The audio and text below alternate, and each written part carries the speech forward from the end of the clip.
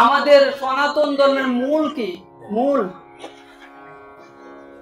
মনুসংহিতার 2য় অধ্যায়ের 6 নম্বর শ্লোকে মনু বলছেন, বেদ অখিল ধর্ম মূলম স্মৃতি শীল চ তদ্বিতাম আচারশ্চৈব সাধনা মাত মনুষ্যশ্চিরেব চ। আমাদের সনাতন ধর্মের মূল কি? বেদ অখিল ধর্ম মূলম। বেদ হচ্ছে সনাতন ধর্মের মূল।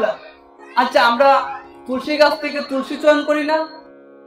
এবার আমরা যে তুলসীটা চয়ন করি, তাহলে কি গাছটা মরে যায়? মরে না।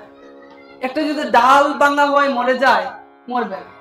যদি মূলটা কেটে ফেলা যায় মরে যায়। তাহলে আমাদের সনাতন ধর্মের মূল কি? কেউ কেউ বলছেন চৈতন্য মহাপ্রভু এসে সব শাস্ত্র সব নদীর জলে ভাসিয়ে দিয়েছে। চৈতন্য মহাপ্রভু এসে তিনি বলছেন নাম করো, নাম করলে হবে, এই শাস্ত্র কিসের আবার? কিন্তু চৈতন্য মহাপ্রভু কি বলছেন? চৈতন্য চরিতামৃত বইটার নাম কৃষ্ণদাস কবির গোস্বামী লিখিত। তিনি বলছেন, মায়া মুগ্ধ জীবের নাহি কৃষ্ণস্পত জ্ঞান, জীবের কৃপায় কইলা কৃষ্ণ বেদ পুরাণ, সর্বজ্ঞ মুনির বাক্য শাস্ত্র পরমান, আমার সবা জীবের হয় শাস্ত্র দ্বারা জ্ঞান। এই যে শাস্ত্র কি বলছে? সর্বজ্ঞ মুনির বাক্য। এই যে মুনি ঋষিরা এরা কোনো সাধারণ মানব নয়।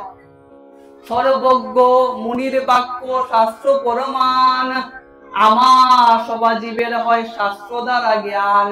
শাস্ত্র দ্বারা জ্ঞান হয়।